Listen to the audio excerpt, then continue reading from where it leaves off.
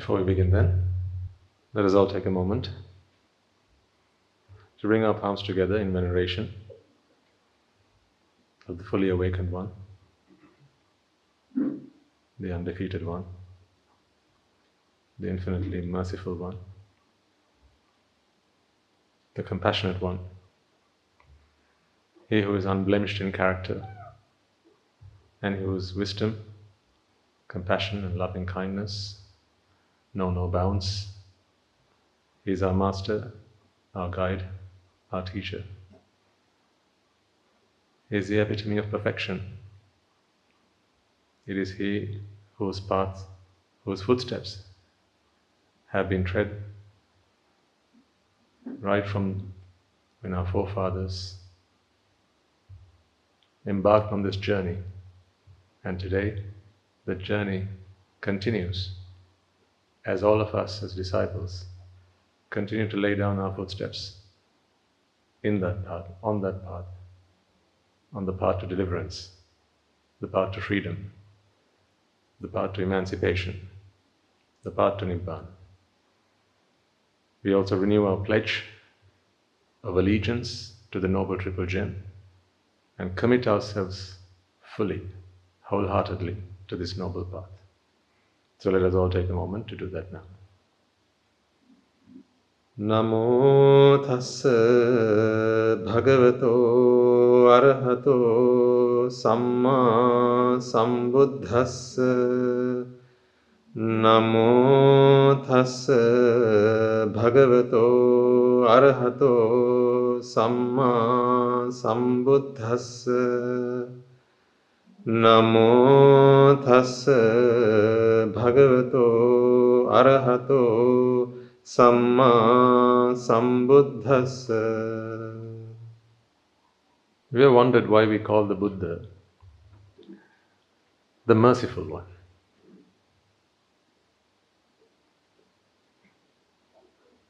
Why do we call him the Merciful One? Think about this. There's a saying, isn't there? It takes one to know one. You've heard that? It takes one to know one. Normally it is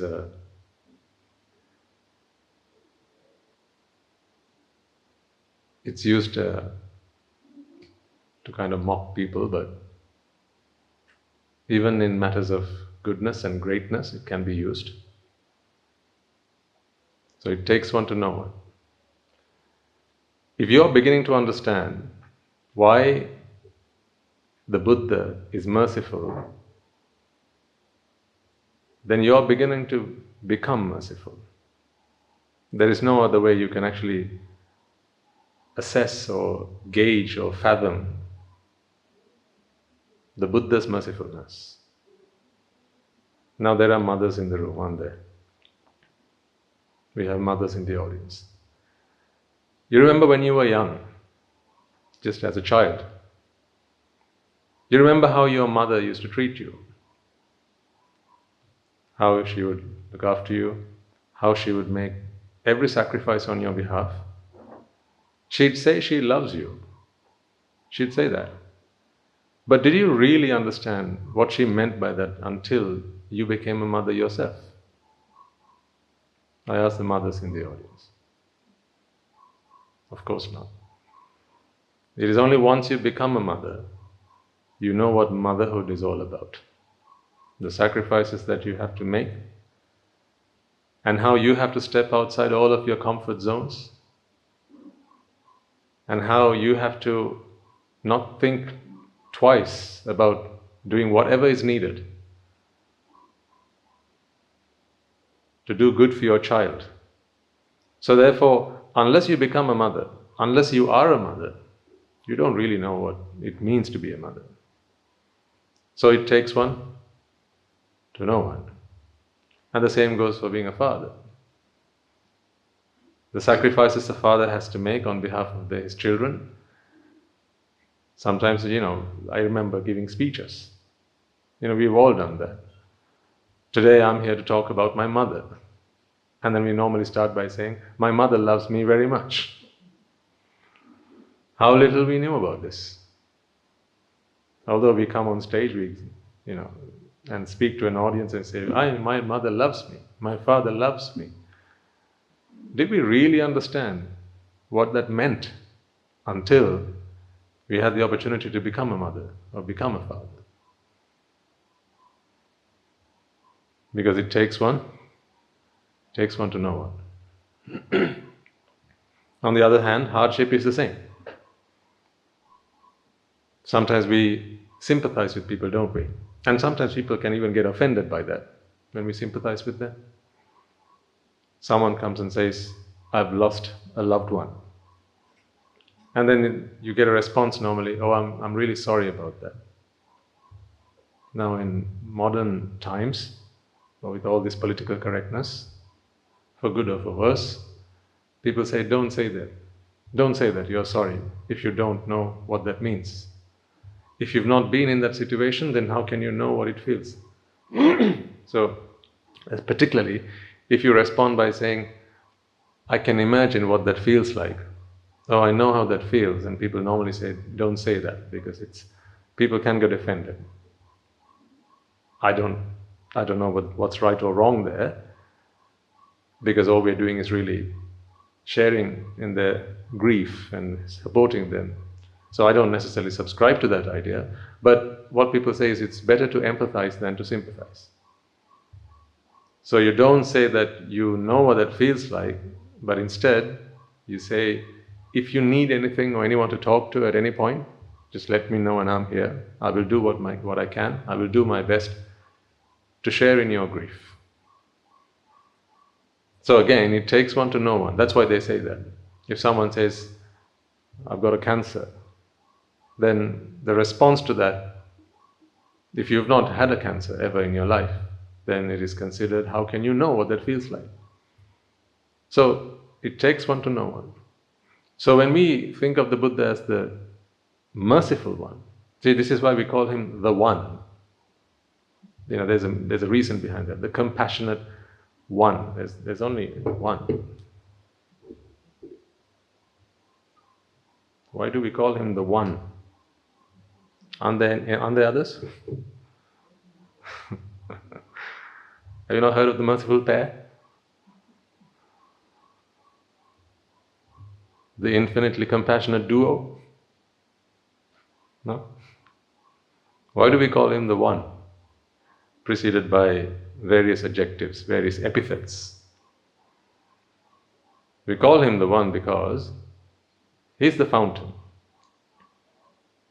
And we don't just say that because he is our religious teacher. We don't say that just because we follow his philosophy. We call him the fully awakened One.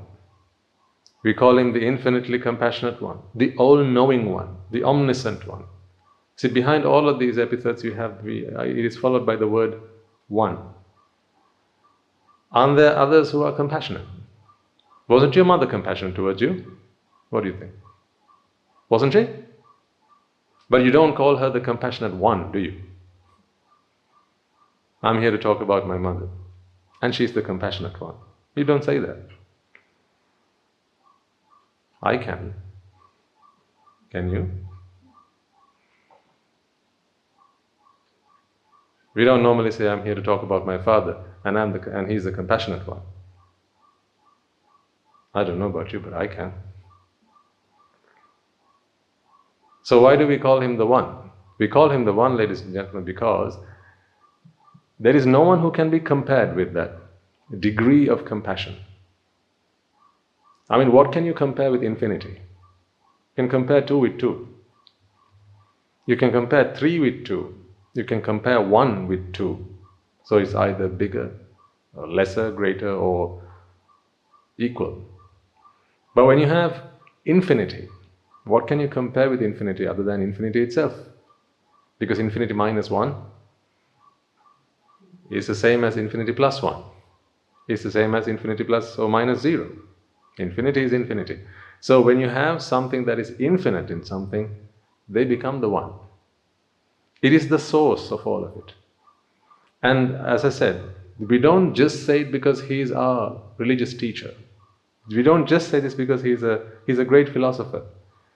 It's because we understand how he got there.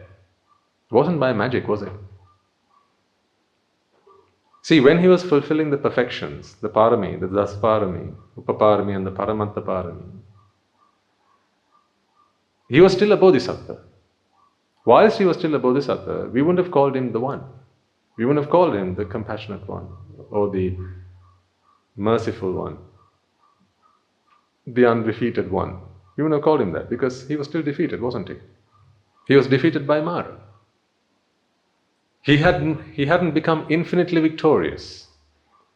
Although he was getting better, there were still defilements within him, and there were still battles that he would lose. But one fine day, under that Bodhi tree, on a full moon day, he realized. He awoke, dispelling all of the delusions that lay dormant in his mind. Desire, aversion and delusion, blown into smithereens. He woke up and he realized. He realized the truth about this world. He realized the truth about himself. He realized the truth about everything. And once having realized the truth about everything, now you become compassionate. So what did he do to practice compassion? What did he do to practice loving kindness? What did he do to practice mercy? Yes, they were the perfections, but when did he become the One? Sat under the Bodhi tree. Was he being compassionate? Was he being kind? Was he being merciful? Or was he reflecting on the Dhamma? I'm trying to help you figure two things really. One, why you believe he is the infinitely merciful One. How do we understand the Buddha? How do we elevate our mindset from wherever we are now to begin to at least understand, just to begin to understand what the Buddha entails? I'm not talking about the historical figure, not talking about the Prince Siddhartha who renunciated his worldly life and went on to become an ascetic and then continued his practice and went on to establish this religion. That's not the figure I'm talking about. I'm talking about a mindset.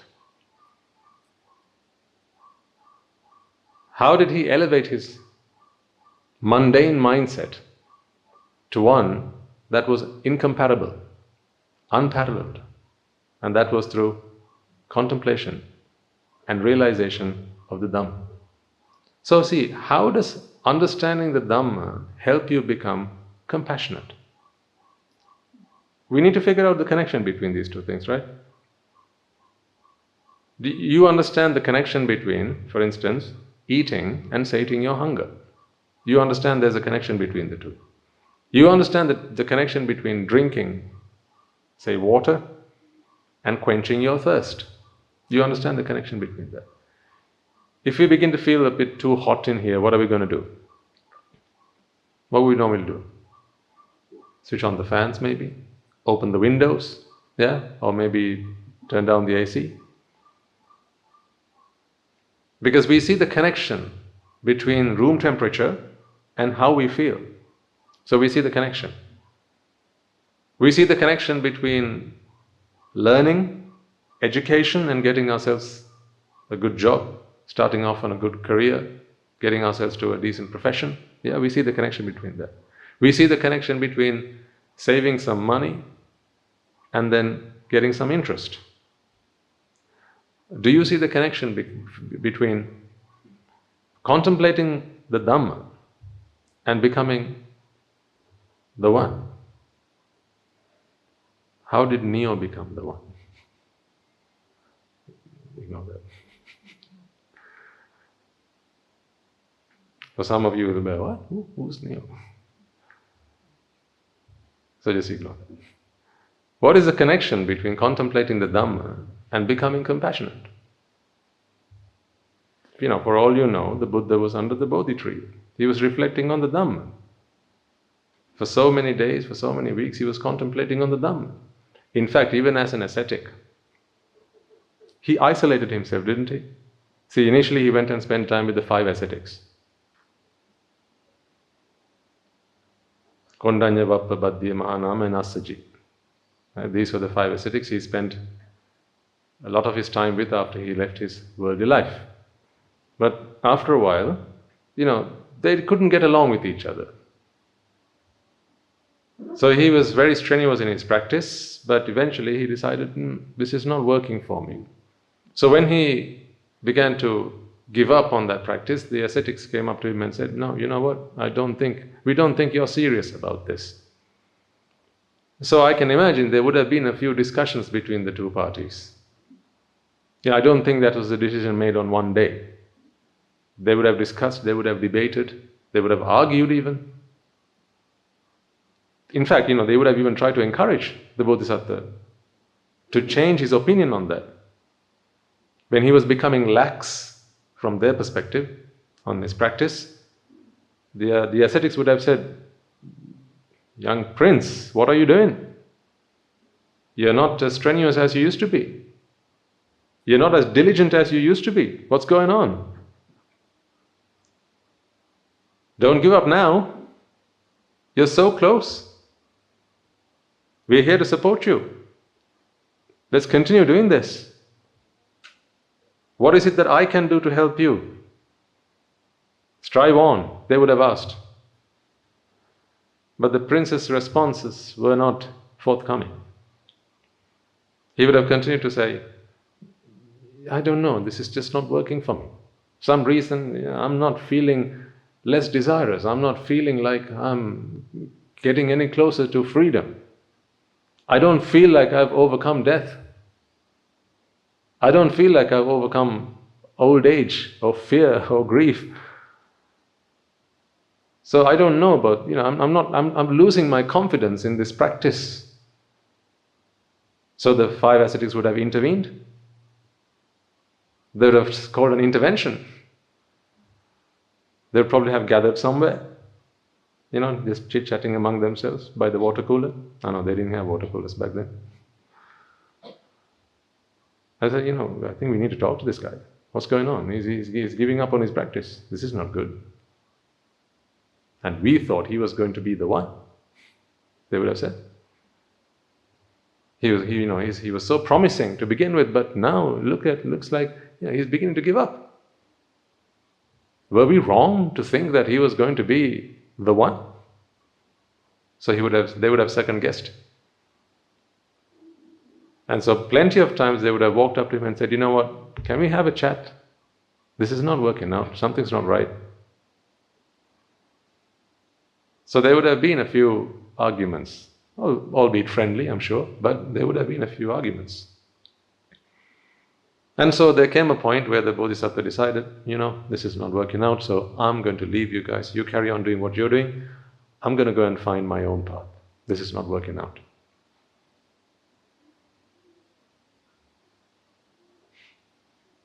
So he left them. They abandoned him because it wasn't working out. And then he decided, there's no point taking instruction from anyone, because all the instructions that have been taken from people, they've only led me so far. I still don't feel like I've overcome death, so what's the point? The very reason I left my palace and my loving family, my newborn child and my wife and my good friend Channa, when he took me around the kingdom and showed me ailing people, dead people, old people, and I asked him the question, how does one overcome that? And he said he doesn't have the answer. He said it cannot be overcome, because if you are born, then you're going to have to go through this, young prince. Sorry to burst your bubble. So he realized, if what I've been doing for the last 6 years with the 5 ascetics has not led my understanding, has not sharpened my wisdom any more than what it was when I was with Channa, when I was at the palace, then to what avail? To what good has these 6 years come? Today we realize that he was only paying repentance for some of the sinful deeds of his past. That was just how it was meant to be. He was paying the price. He was not going to become a Buddha until he had paid that price. Aripuadu. Even to become a Buddha, it becomes an obstacle. Then what about mere mortals like you and I? So we have to be very careful. But that's not the point I was trying to make. So he realizes, I don't feel, I feel compassion, but I don't feel like I'm infinitely compassionate. In fact, if someone would have asked the Bodhisattva at the time, are you the victorious one? He would have said, well, I'm trying. But after becoming the Buddha, someone asked him, are you the victorious one? And he said, no, not. I am the infinitely victorious one, not just any victorious one. It's so funny how the response then from the other person was, oh really? Okay. That must have been me. I'm sure it wasn't you, it must have been me. And then they carried on.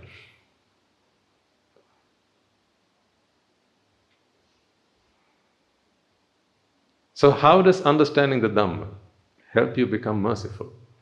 How does it elevate your mindset from whatever it is now? Right now, if you're a parent, you know the feelings and the emotions that you have towards your children. Right? I don't need to spell that out to you. I've never become a biological father, so I don't know what that feels like.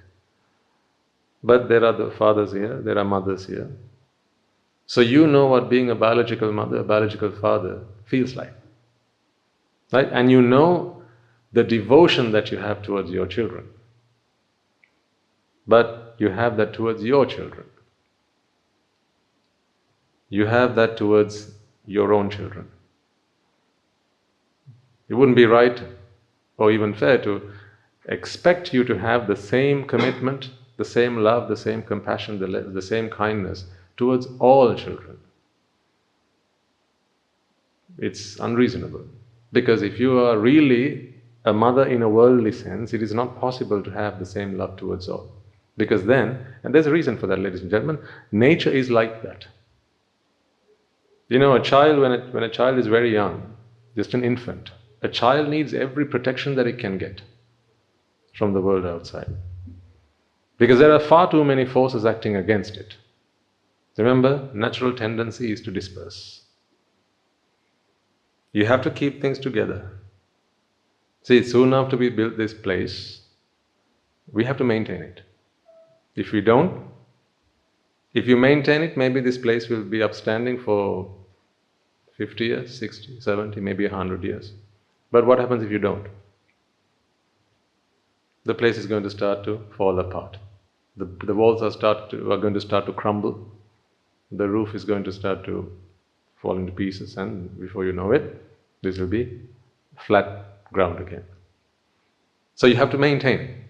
Just as you have to maintain your bodies. You've only been alive so long because you've been maintaining it. If you hadn't done that, you'd have been long dead. So it is necessary for a mother, a biological mother, to feel that way towards her child. To feel that my child is everything to me. It is necessary for that. Because remember, a child is a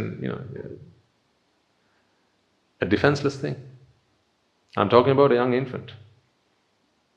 If a mother would actually feel the same about her child as she feels, or if she felt the same about every child, or every human being as she feels about her child, then there's very little chance that that child is going to survive.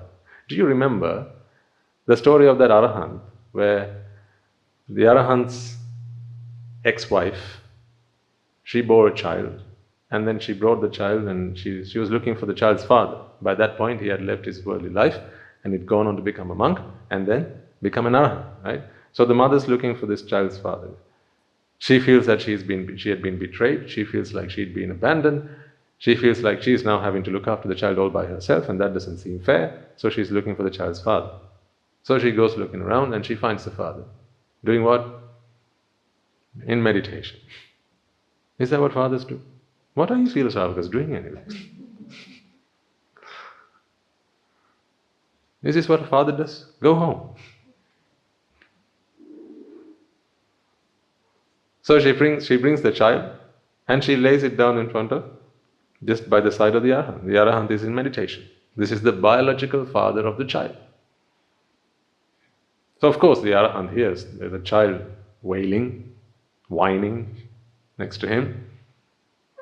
But he observes it and he looks to see if the mother is around. Nowhere to be seen. He gets up and he walks away. Where's the compassion, I ask you? Where's the mercy? Where's the loving kindness? So often people ask, why did an Arahant behave in that manner? Is it right of an Arahant to do so? Where is the compassion? Where is the loving kindness? Where's the mercy? The Arahant realizes that in this moment there is nothing that I as an Arahant can give this child. I can't free this child from suffering. Remember a couple of weeks ago, we discussed the point, why is it that after an Arahant becomes an Arahant, they still go around preaching the Dhamma, they still sacrifice themselves. I mean, it's a different kind of sacrifice by that point. They're even willing to let go of their life faculty to continue the fight against what? Terrorism. What terrorism? Yes, the terrorism of fear, the terrorism of grief. They continue the fight against terrorism. They continue the fight against Játi because Játi is still there, it still prevails. Although Játi has been extinguished in one mind, there are plenty of others around. So to him, it matters not whose Játi has been dealt with, whose Játi has been exterminated. Játi is still there. In war, you have the enemy forces, like the enemy soldiers, they come fighting. They come, with their weapons, and now each and every one of you, you're fighting your own enemy, and once you have slaughtered your enemy, what do? Do you say, job done, and you turn around and go back home? No, you pick on the next one, right? That's the way, that's how battles work. Just because you've killed the enemy in front of you doesn't mean your game is done.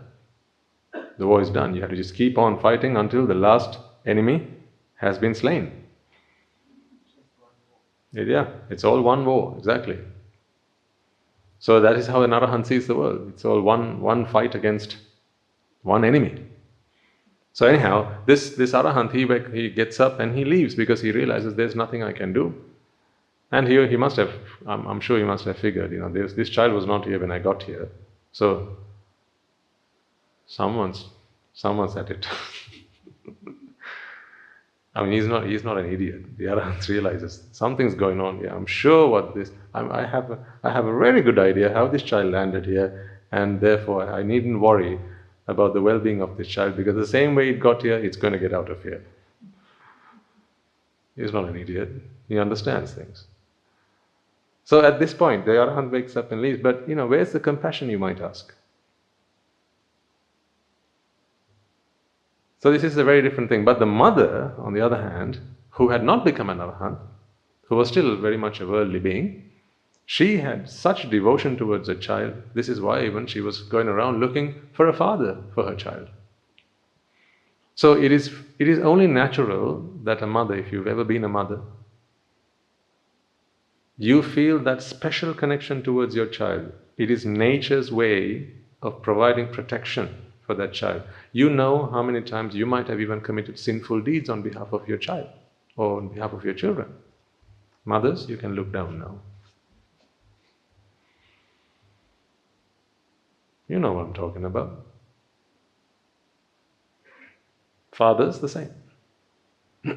You're willing to do whatever it takes. If you have to kill, you will kill. If you have to steal, you will steal. If you have to lie, you will lie. Until, of course, you listen to the Dhamma and begin to understand that this is just a gathering a very temporary gathering. We are only here for the night.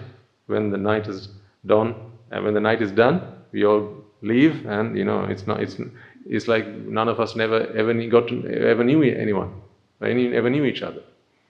Right? So that's how you feel after you begin to understand the Dhamma. But until such time, nature ensures that you are there to protect your child at whatever cost. So, what I'm trying to get to is, as parents, you understand how you feel that emotional bond, that emotional connection, that sacrifice you're willing to make on behalf of your child. How does that compare to the Buddha? If the Buddha is a merciful one, then he is the source of all mercy.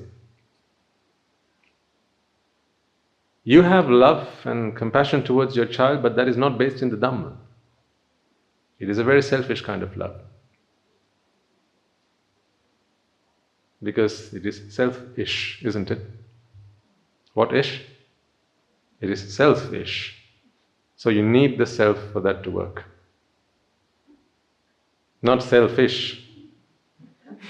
That's not that. But it is all very self-based. Whereas the Buddha's love and his compassion and his mercy is not self-based. It's selfless. There is no self there. Self has no part to play in that drama. They have no agenda there. Therefore, there is nothing for them to gain out of it. As a mother, of course, you have an expectation. Not necessarily that, when you are older, your children will look after you. Not necessarily that. But just the pure satisfaction that this is my child. I'm talking about that. It's not always, that selfish, that dirty selfish. And kind of, if I look after my child, then someone will look after me when I'm older. It's not just that, I don't think it's always just that. Maybe a tiny tinge of that, but really it's more about, this is my child. I'm satisfied when my child is happy. I feel fulfilled. I feel like I've done something today. I feel like my life is complete when my child smiles. So for that smile, because it makes you happy, you're willing to do anything. But if you take a Buddha, it is sufficient for the Buddha that you smile. He doesn't need for him to smile as a result of that, because his smile is not dependent on yours. How then does understanding of the Dhamma help one become merciful? How does understanding of the Dhamma help one become compassionate? And if you want to become more compassionate towards others, if you want to become, actually it would be wrong for me to say becoming compassionate towards others, because it is not towards others you are becoming compassionate. You're just becoming compassionate towards minds. That's what it is. So if I was very careful in what I said, I'd have to drop all the others part. Right? Be good to others, be kind to others, be generous to others, right? Be thoughtful about others. This others part implies that there's you and there's others, right? But that very thought is based in ignorance. We're not talking about you and others, we're just talking about compassion. We're just talking about mercy, we're just talking about loving kindness. So when you begin to understand the Dhamma, you realize that, what? There is no you and there is no others. There are just chittas that suffer because of ignorance and attachment. And for as long as there is ignorance and attachment, that these minds would suffer. So you understand what I mean by minds now? Yeah, what are you? We are addressing the mind now. Right? We've already given you breakfast. Now we are addressing the mind. Why did we give you breakfast? Why do you get breakfast? Because it helps you to focus on what matters. Right? Because if you're too concerned about your physical pains and discomforts, if this room was too hot, for instance, that if you didn't have a drink of water when you felt thirsty, if you had to keep standing for the next 2 hours, right, soon enough you're not going to be able to concentrate on what I have to say. That is why we provide the requisites, no other reason. It's not to please you. It's not like we throw a party every Saturday here. This is all because We need that as an environment to focus the mind on Nibbana. That's why. If you could switch off your sensation of your physical discomforts, I don't think we'd worry too much about whether you were fed, whether you had the washrooms to go to and whether they were clean, whether the rooms were air conditioned and they were comfortable, whether you had a chair. If you could consciously switch off all those physical discomforts while you're here, right, then as you walk through the gates, just disconnect your mind from all these physical sensations, listen to the Dhamma, and on your way back, reconnect. And then you can run home or run to the washroom or whatever you want to do. But you can't do that. You can't suppress your sensation of all your physical aches and pains and all that, because you've come here with a curse, haven't you? Now you have to fight that before you can fight the real battle. You've come here with a curse. That's why you have to bring a water bottle with you. See, even to come attain Nibbana, you still have to bring a bottle of water. What the heck, man?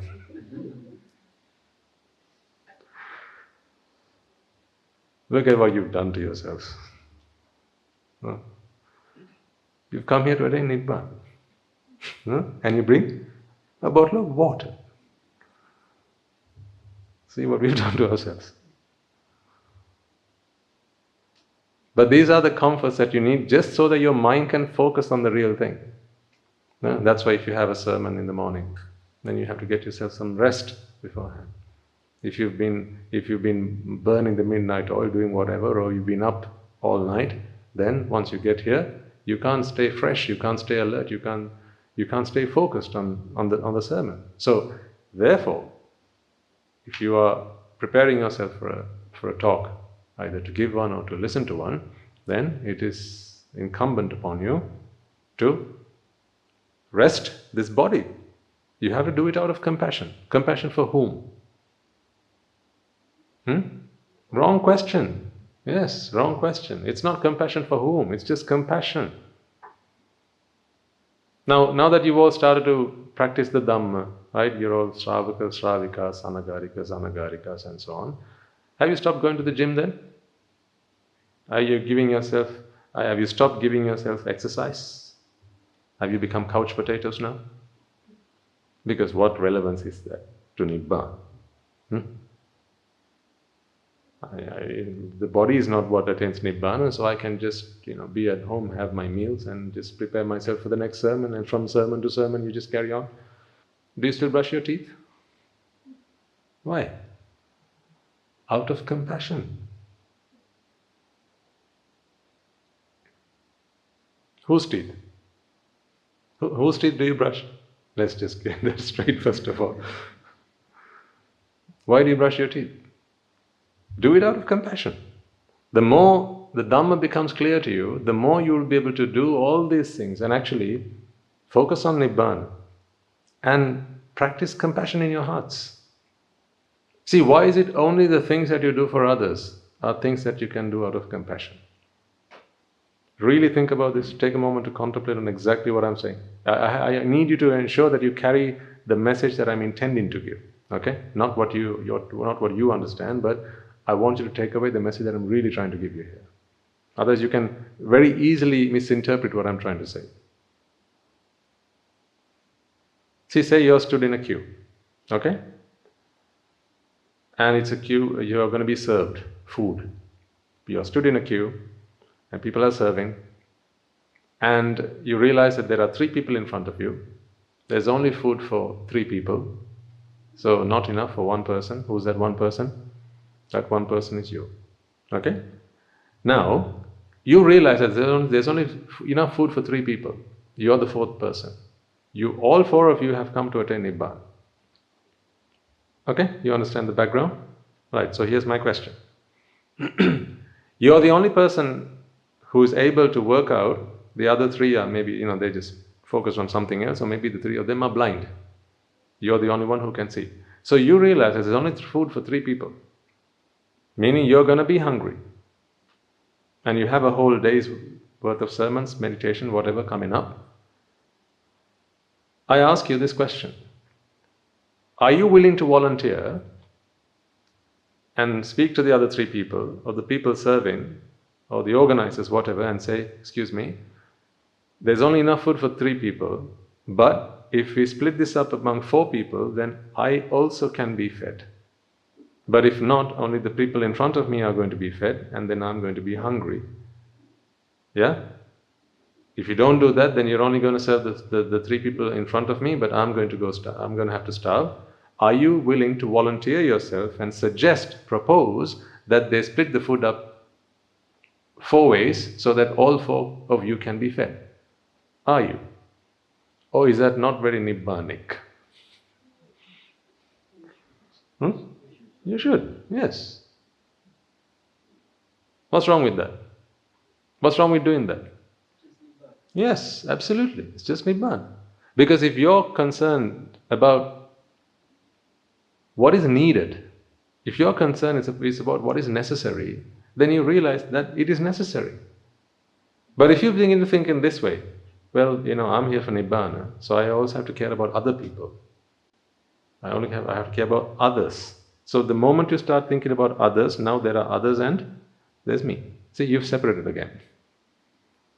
The whole premise of this discussion is that this separation is what we are trying to come out of. Yeah, but as I said, I need to take this intelligently. This is good stuff, but only to an intelligent mind. Otherwise, if it falls on selfish ears, they become even more selfish. Selfishness is not thinking about yourself. Selfishness is thinking about the self. So I need you to reinterpret selfishness. When generally people think about selfishness, they think, okay, that's about me. They think that is selfishness. That's not just selfishness. That there's 3 of you in front of the queue, there's enough food for them, but there's not enough food for you. You don't speak up. You don't even suggest, perhaps we can split this in 4 so that all 4 of us can be fed? Because if it was somebody else there, and you are not in queue, wouldn't you do that? Think about it. You're not the 4th member in the queue. You're just you're just a bystander, you're observing this, and there's only enough food for 3 people. Wouldn't you now walk up and suggest, hey, there's 4 of them, maybe we can split it in 4 so that all 4 of them can be fed? And you feel like you've done something, right? You feel like you've contributed to that problem, and you've actually done something.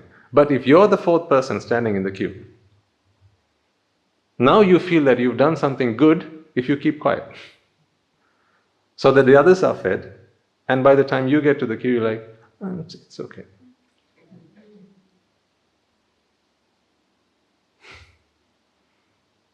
I'm the merciful one now. Yes. It is one aspect of selfishness. Once again, let me remind you, you need to take this exactly as I intended.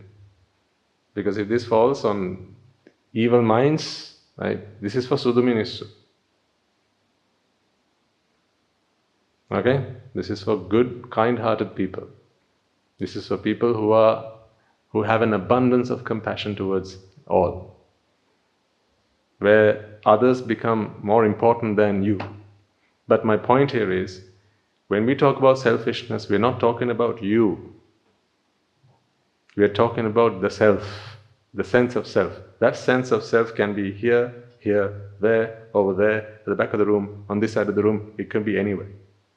If the 3 of them sating their hunger is more important than yours, once again, that is selfishness. Because an arahant deals with the need, not with the whos. They deal with the need. What is the need? What is the necessity right now? If being fed is a necessity, then each stomach that has to be fed has to be fed. They're equal. So that's just one example.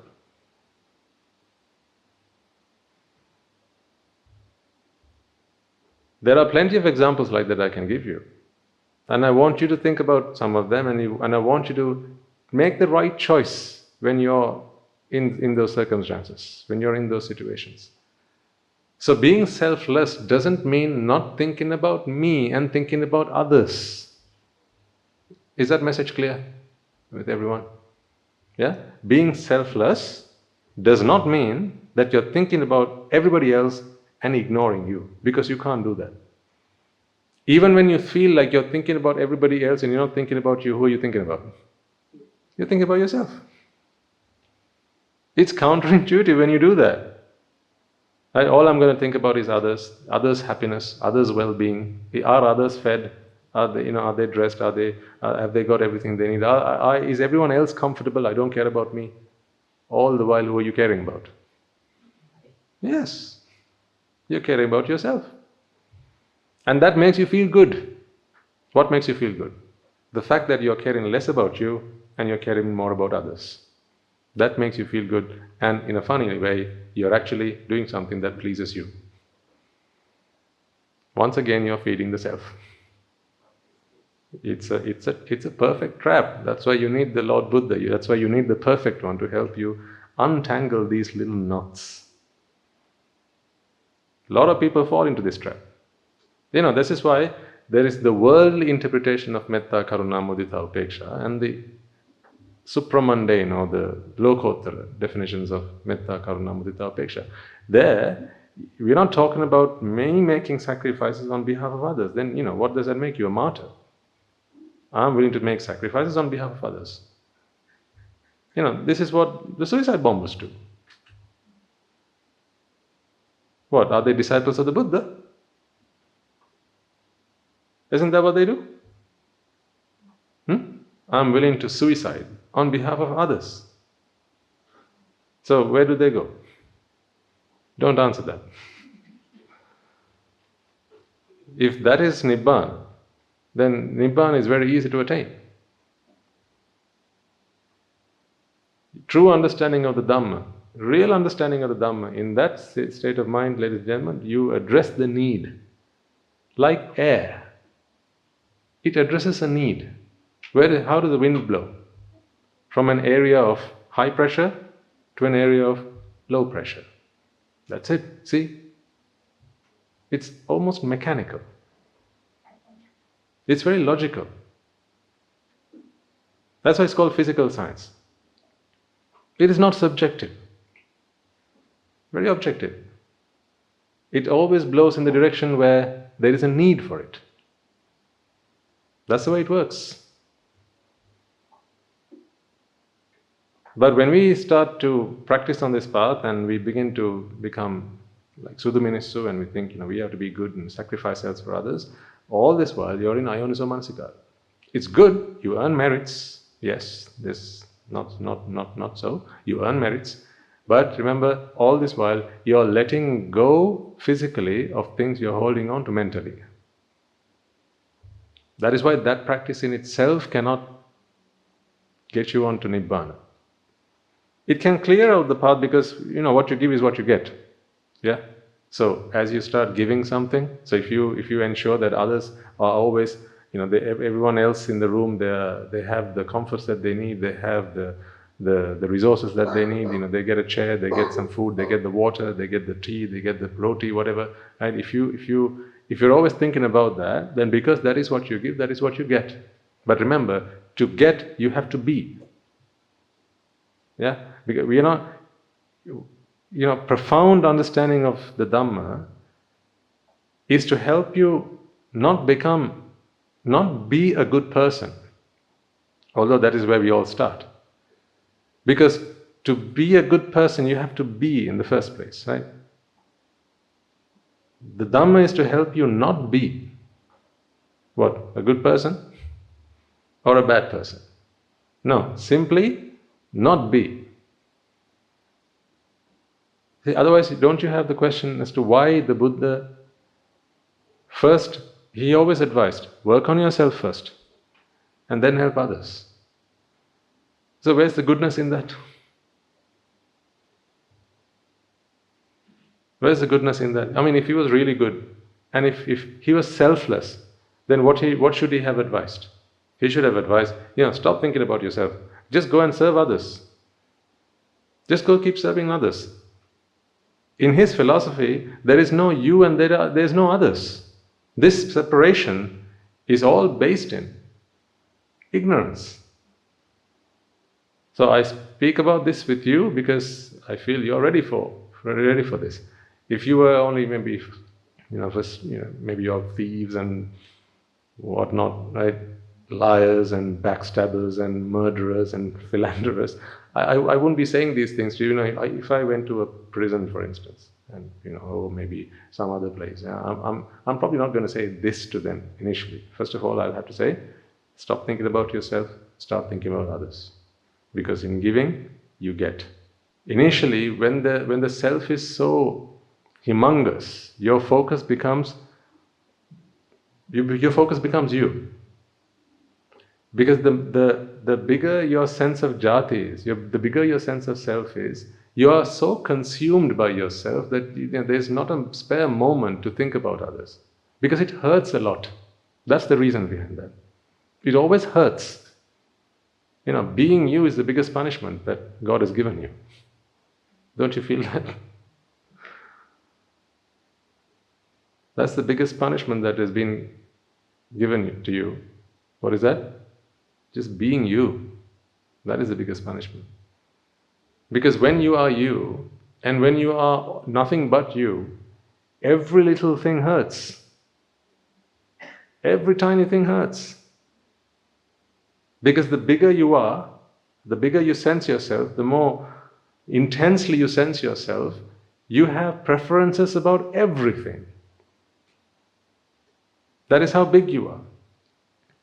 You have preferences about everything.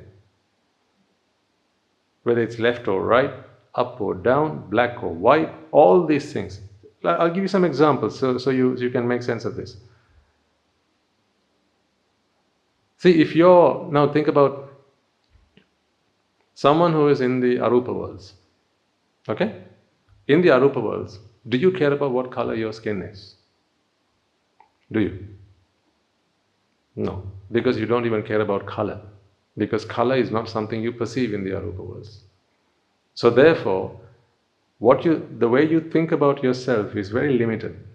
It's very contained. Because color, these things have not become part of your scope. The Játi is the same, but the extent of that Játi is very limited. It's very limited to your small world there. Yeah. But as you step out of the Arupa worlds and you start venturing into the Rupa worlds, now you begin to have a form of some sort. You have begin to take some shape, right? Now, what happened to the Játi you were sensing while you were in the Arupa worlds? Has that now been dealt with altogether and you just have this Rupa Játi to deal with? Or has it just been added as another layer on top? That's the way it works. So you see, if this is your Játi in the Arupa worlds, right, consumed by your thoughts, that's it. That's all there is, beg your pardon. The Dhamma, right? So it is only the Dhamma that you can do abhisankara with. So what happens when you step into the Rupa worlds? You have another layer on around this.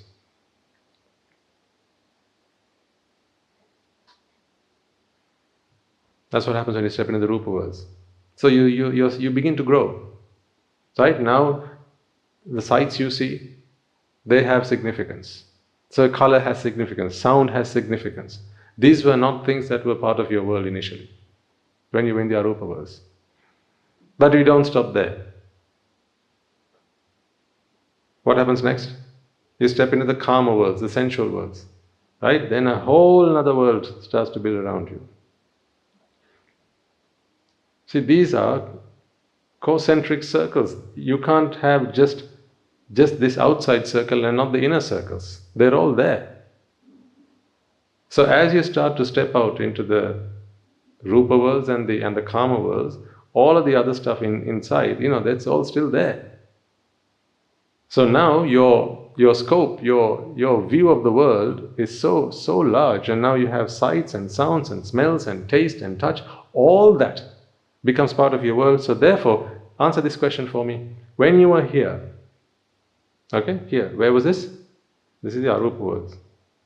This is arupa, rupa, and kama world. Okay? When you were in the arupa worlds, does the fact that this is black, did it bother you? But you don't like black. You don't like black now. Back then, did you like black or did you not like black? Exactly. Black was not part of your understanding. It was not part of your world. So therefore, the fact that this was still black, but you were in the arupa world. Yeah, you were in the arupa world and this was still black. Black was still black. There was still thunder, there was still lightning, there were still earthquakes and there were still volcanoes. There was all sorts of rupa going on in the world, but it didn't bother you one bit because you didn't know about it. It wasn't part of your world. So those things didn't hurt you. Then you stepped into the rupa world. Now you know that this is black. And if it's black, now you have a preference about it. I don't like it black, I like it blue. I like it red, I like it green. See, now there's another, your surface area, your attack surface area, it just continues to grow. Now there are more things that can be used to attack you. And what about sound? It only started to come into your world when you stepped out from the arupa worlds into the rupa worlds. So then sounds have now begun to bother you. So a screeching noise might be hurtful to your ears. You don't like it. Whereas a melodious sound, you like it. Someone sings a song or plays some music and in the middle they stop it. And it's your favorite song. It didn't hurt you when you were in the arupa world, but it does hurt you now. Those days it didn't used to hurt you, but it does now. And now physical touch, it hurts you. Taste hurts you. Smells hurt you. But when there's a foul smell, you walk by a garbage bin or a cesspit, you cover your nose. You go, that's very foul. There's a stink. It hurts you. This is displeasure. Those days it didn't used to. So you see, the bigger yourself has grown, the more things in this world that can attack you. It's like your attachment, this is like wizardry, isn't it? An asatpurusha comes along and they wave their magic wand, right? They go Nitya, Sukha and Atta. And what happens? If the mind is enchanted by this spell, that's a spell. So if the mind is enchanted by this spell, then from that moment on, there is suffering in that regard.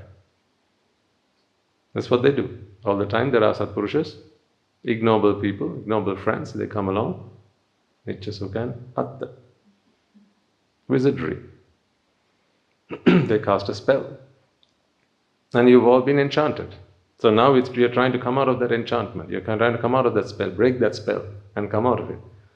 That's what the noble friends do. They use their magic wand and they go, no, anicca, dukkha, anatta. But you've been enchanted for so long that now breaking this spell and coming out of it, it takes a lot. It takes a lot of merit. So this is what has happened. And now you're in the karma worlds, now a lot of things hurt you. The fact that a lot of things please you is evidence that a lot of things hurt you. Is it not? Why do I say that? Why do I say that if there are things that please you, it is evidence that there are things that hurt you? What is pleasure after all? It's relief from vexation, isn't it? So you are vexed to begin with before you can even consider relief from it. So you're vexed to begin with. So there is no such thing as real happiness, real pleasure, or, true pleasure, genuine pleasure. There's no such thing. Out there, it is all based in freedom from or relief from vexation. So this is the trap that you've gotten yourselves into. Now, why was I talking about this? Well, how did you get here? Like curse expand. Yes. When you're selfish, when Yes, selfishness. Yes, thank you. So, when you're focused on the self, the point I was trying to make was, selfishness is not about thinking about oneself and not thinking about others. That is also selfish. It is so selfless then is not about not thinking about oneself, neglecting one's own needs and thinking about others. That is also selfish, although we call it selfless. So really, there are two categories of selfishness, aren't there? The two categories of selfishness.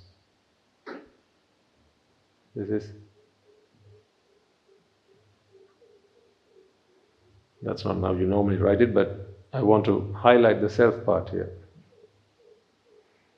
There are two categories. There are those who stand on this side,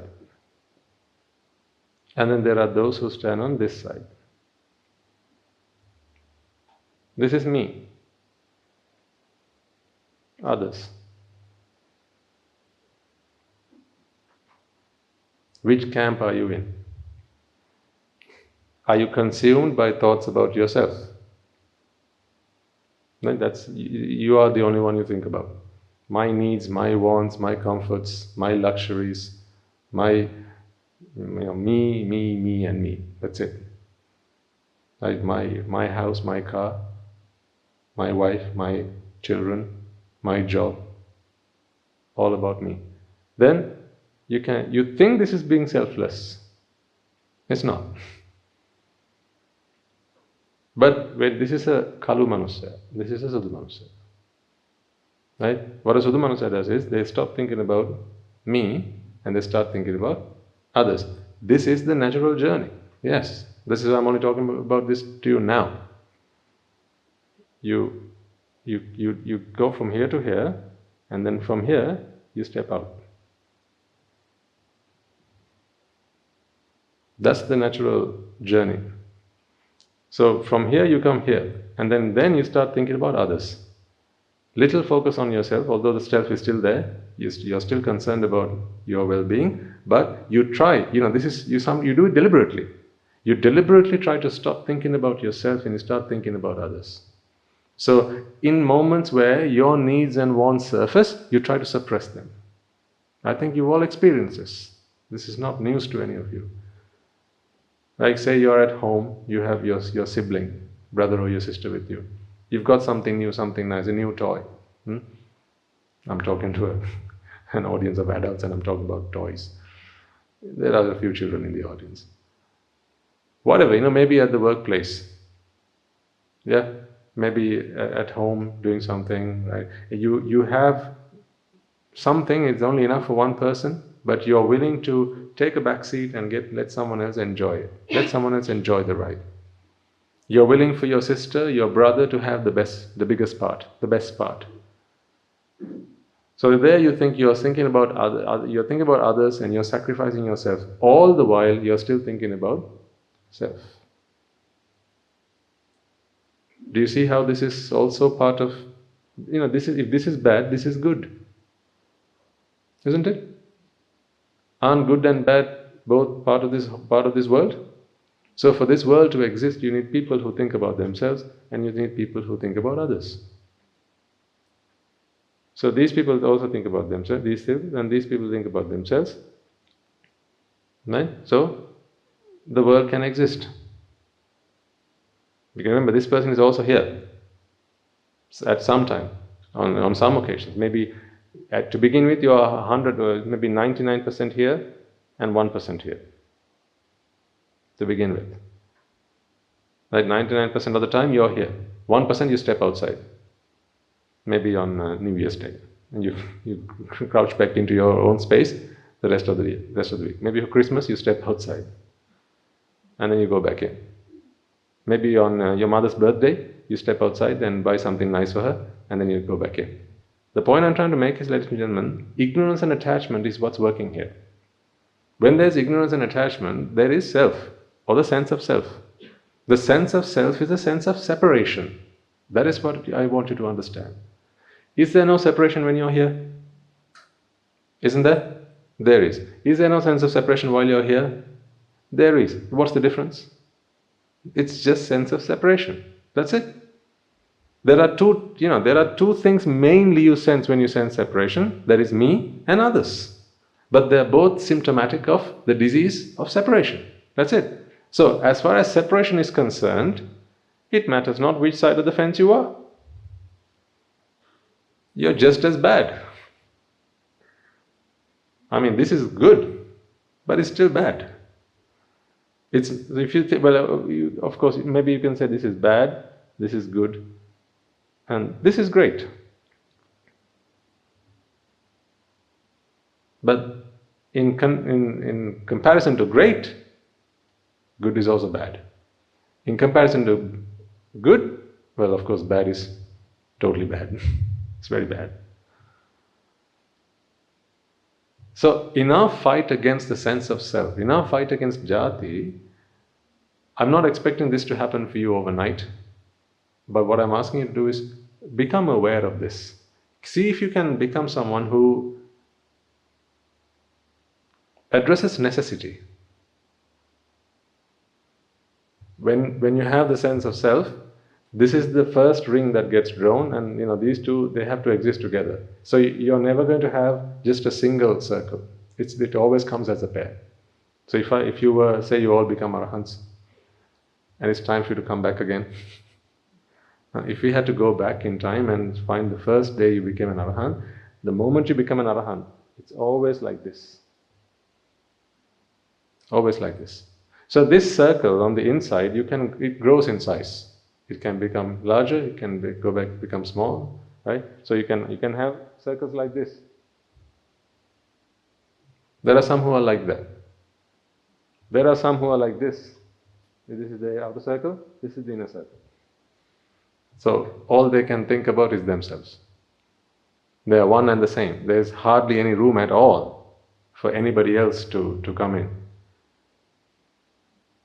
But for as long as there are circles, there are always two circles.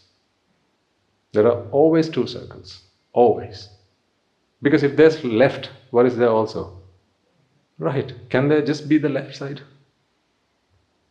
Can there just be a left side? Then there is no side, is there? If there's a left, there's always a right. So in the same manner, if there's a circle, there's always going to be another circle. So if there's me, there's always others. And if there are others, there's always me. The difference here is how much you think about these two. Because that all changes with drushti. I'm not talking about anicca dukkha anatta drushti. I'm talking about just general drushti. Say for instance, you're someone who always, let me draw this too in different colors so it makes sense. This is the others. Right? So this is the self. You mean you, me and others. So you're like this, you're very selfish. This is the thing. Like when I say selfish, immediately you're thinking about someone who always only thinks about themselves. Okay, but let's take it in that interpretation and not the interpretation I'm trying to give out and share with you today. Because that is a generally accepted meaning of selfishness. Thinking about just oneself. And altruism is considered thinking about others. Yeah? But let's just say you are a very selfish person. You only think about yourself. Are you well? Are you happy? Do you have what you need?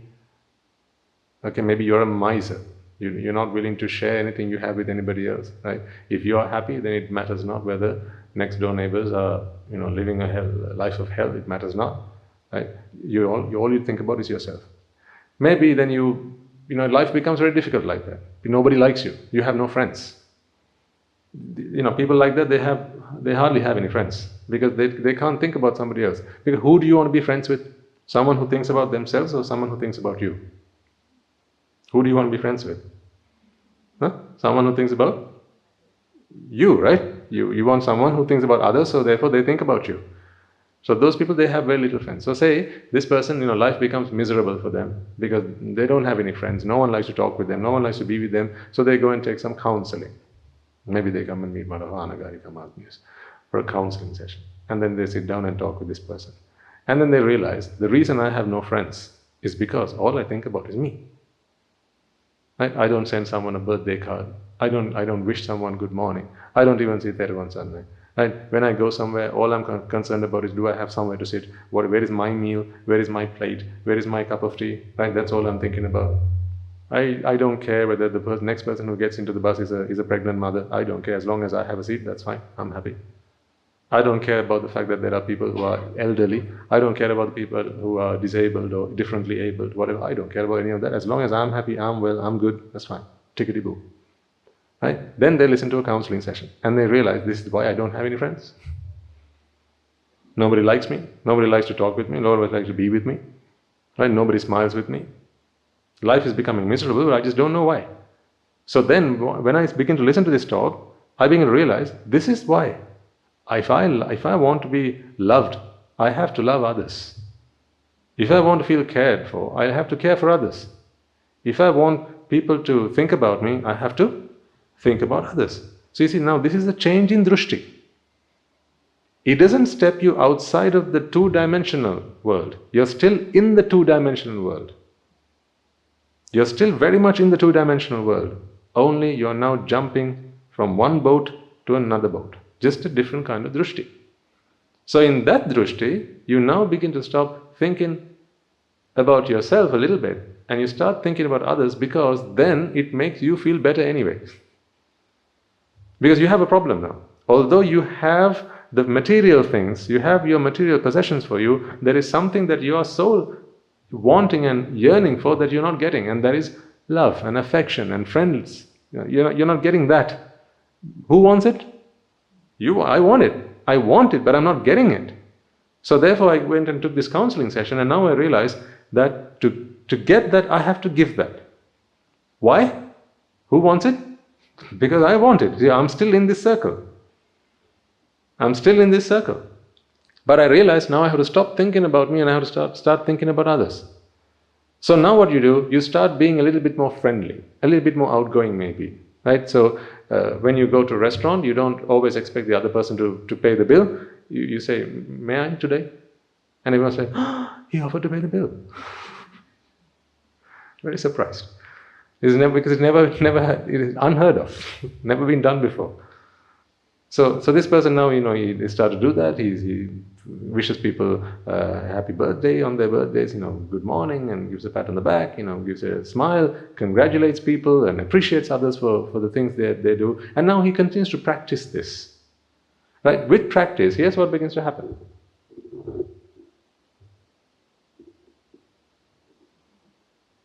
Because they have now little time to think about themselves.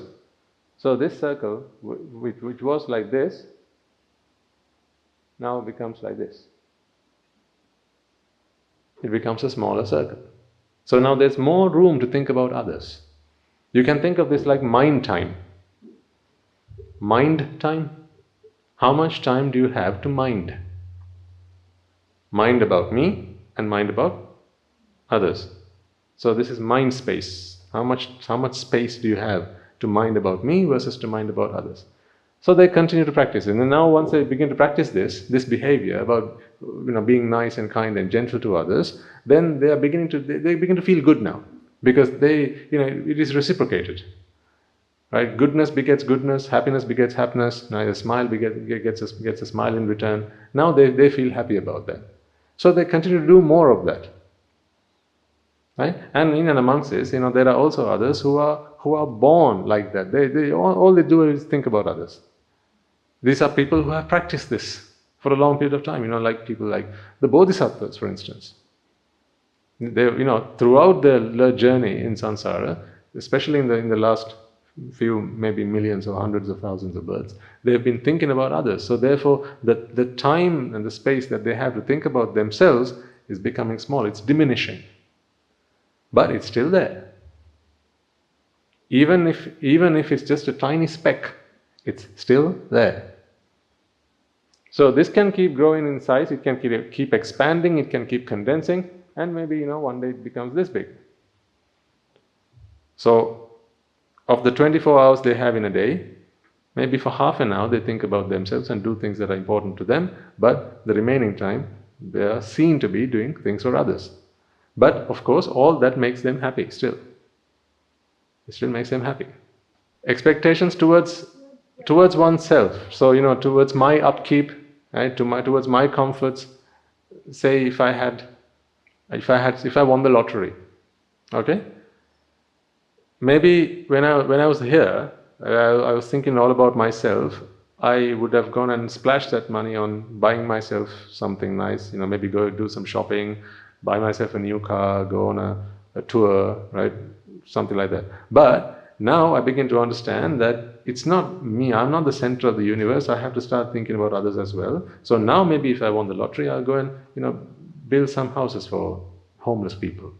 Maybe I might go to a children's home and give them something, right? Maybe I might put some money aside towards wildlife conservation. So I'm beginning to think about others. But there's still a me. This is not the extermination of a self. I just now have more time and space to think about others than think about myself. So you're either here or you're here. Throughout your life, you're in one of these two circles. Until, of course, you listen to the Dhamma. Arahanthhood is, you can't explain it through this model. It's outside of this realm. It's a completely different realm, isn't it? This is Arahanthhood. You step outside the whole notion of self.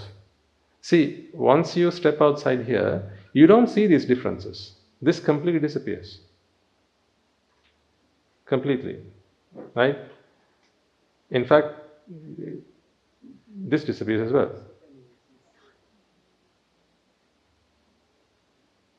Now where are you? If there's no circle, are you in or are you out? That's the wrong question. Yeah, it is undefined. Mind you, when you say something's undefined, there it is, but it's not defined yet. Whereas it's non-existent. You can't even. What are you trying to define? There is nothing that requires definition. Yeah. So now there is no me and there is no others, because you see, once I remove those circles, I have to rub these off as well. Erase them, haven't I? You can no longer talk about a me, you can no longer talk about a self. So therefore for the Arahant realizes that there is still Játi. So there are still Chittas in which Játi arises. That of course the Arahant understands. He knows this. In this Chitta there is no longer Játi. But he also knows this. He knows that, for example, in this mind, they still see this. So he knows what he thinks. Yeah, he knows what he thinks. Now, just ignore for the fact that this is the same person. There are three different people, two Pruthakjanas, P1, P2, and this is the Arahant. Okay? So when the Arahant was inside this circle, he initially thought a lot about himself and very little about others. So he was the first type of Pruthakjana. Then he took a counseling session with the Anagarika Mahatmyas, and then he realized that it is no point thinking about oneself. They have to think about others more so than oneself. So then what did he do? He jumped outside. Wrong way. The other way around. Okay? I've now changed the diagram. So now he's now the other type of Pruthakjana. So this is P1, this is P2. The other type of Pruthak, he's still a Pruthakjana. So he's still thinking about self. Is he not selfish? What about initially? Was he not selfish when he was inside here? He was selfish. And here, he's still selfish. They're still selfish. But then, they listen to the Dhamma.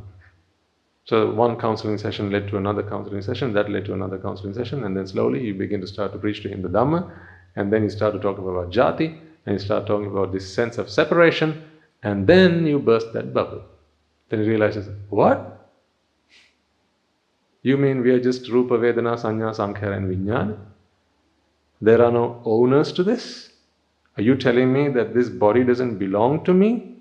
Because it belongs to somebody else? No. Because there is no notion of belonging. So therefore this mind is not mine either. It's just a mind. So once they begin to realize this, in other words, once they've seen the first noble truth, then this circle begins to disappear. It doesn't happen just all of a sudden like that. It starts to crack. It starts to crack at the seams, and then gradually, as they continue to focus on the truth. So this is what, every time you do ayoniso manasikara, you're reinforcing these circles, both of these circles. Every time you're thinking about yourself and not others, you're reinforcing this circle. You're still a self. And you're also reinforcing this circle. Every time you're thinking about others and not you, still again you're reinforcing this circle. Because I'm thinking about others, not about me. What are you thinking about? When you're not thinking about others and you're thinking about you, you're thinking about self. When you're thinking about others and not thinking about you, or thinking about you and not thinking about others, you're still all the while thinking about the self. Because self is not you or me. Self is separation. Just separation. Separation is separation. If I draw a line, now you have left and right. Yeah? When you focus on which side of this are you partisan? Are you taking one side? Both. Because the moment you drew that line, now you have sides. So the only way to do away with left, if you want to take out the left side, what should you do? Keep the right side? No. Exactly. If you want to do away with the right side, what should you do? Draw the line. Not draw the line, erase the line, do away with the line. So then, once you begin to understand what the self is, this is what I'm saying, we are giving a new interpretation to the word selfish. Selfish does not mean thinking about you. Selfish means thinking about the sense of self, thinking about separation. Sense of separation. It's a sense of separation. That is what selfishness means. This is why I gave the example earlier. If you are stood in a queue, there's only food for 3 people, you're the 4th person standing there. If you can't bring yourselves forward and go and speak to the organizers or the people serving the food and tell them, sir, madam, there's only food for 3 people, but there are 4 people in the queue. Don't you think it would be better if we split it 4 ways so that everyone has something? Yeah. If you feel that you're doing something not nice, or you feel a little bit uncomfortable doing that, what are you thinking about now? You're thinking about self. That is also self-based thinking, because you need to focus on necessity. See, as a mother, going back to the very first example I brought up, a mother is very selfish, because naturally they have to be for the survival of their child. If the child is not fit enough, if the child is weak, right? Some children, they are born weak, right? And then they need a lot of love and attention, medical attention sometimes, right? Motherly love and care, right? You need someone to always be by their side, watching them, right? Feeding them, whatever. If that was not there, how can a child survive in today's world? Survival of the fittest is the law of the jungle. But the reason that human beings are able to survive even when they are born disadvantaged is because there's mother's love and mother's intuition and mother's intelligence. I would say mothers, I mean parents, right? And those forces continue to sustain this life, even when natural selection would determine that this life no longer should exist. Even when that is the judgment of natural selection, your motherly instincts will surface and keep this child functioning, keep this package together. That is because of self-based thinking. So as a mother, I think you'll know where you have to give something to 2, say your child and another child. I know this feels yucky to talk about something like this because you're not like this now, right? But if you maybe you've seen parents like this. Let's say I'm not talking about you, right? You have seen parents like this who will give special treatment to their children, but they will mistreat other children. I mean, I have personally seen this. Sometimes, parents, they trust maybe an uncle someone in the family, right? Maybe they trust a neighbor, maybe they trust a relation, right? And they leave their children with them. Sometimes they leave their children with them and they go abroad. Sometimes they leave their children with them and go for the weekend. Maybe they have to go and do some work, right? Things that people will not do, harm that they will never consider doing to their own children. Sometimes when vexation builds up in the mind, they inflict it on other children. Children get abused all the time in this way. Hardly anyone talks about it because, again, it's a crime in the family, isn't it? So who wants to share these details out with everybody else? Who goes washing dirty linen in public? Most of the time, young children, they get abused by relations. Most of the time. People who are entrusted to keep an eye out for them. See, but the mother or the father, if they're a mother or a father, they would never do that to their own child. So why is that okay to be done on another child? Because when another child is concerned, not the same compassion, not the same kindness, not the same mercy. But when it's my child, I have mercy on my child. This is why it is all self-based thinking. That is why looking after your own children does not earn you a lot of merits. When you look after your own children, look after them, feed them, whatever, right? Give them a good education. These things don't earn you a lot of merits because those merits are defiled. Those actions are defiled. Not the merits are defiled, but rather those actions are defiled. Otherwise, how can a mother die and be born as a préta? When they devote themselves, their whole lives to a child. How can that be possible? If being a mother is tremendously meritorious, right? How can a mother who sacrifices her whole life towards this one child can die and be born as a préta, in the préta yoni? Or maybe even go and be born in the hells? How is that possible? Now, we have the Dolaspirikara Puja coming up, right? In a week's time. I always say that is the most popular event at the monastery. Because you bring a lot of people with you, don't you? Some among the living and some among the dead. It's the most popular event at the monastery. More people turn up for the Dolaspirika than any other event. So, we will be making that offering, and we know that there are some relations of yours who are still unable to let go of the attachment that they have towards maybe you. But if being a mother is so meritorious, then how come such things can happen? Because the moment they are dead, they have to go and be born as devas in very high deva worlds. But that doesn't always happen. So that's why I say, for as long as we have self-based thinking, that merit is tarnished. That deed is tarnished. So how then do we actually enhance the power of the meritorious deeds that we do? How do we make it more pure? For that, we need the Dhamma.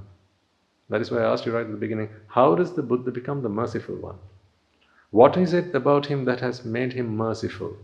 Why do we call him the Merciful One? How is the understanding of the Dhamma, how does the understanding of the Dhamma help one, elevate one to become merciful? See, real mercy, ladies and gentlemen, then is not sacrificing yourself and thinking about others. That is not what real mercy is. True mercy is an understanding that the real problem here is the sense of self to begin with. It's the sense of Játi. Not the sense of Játi, but rather Játi itself, the sense of separation.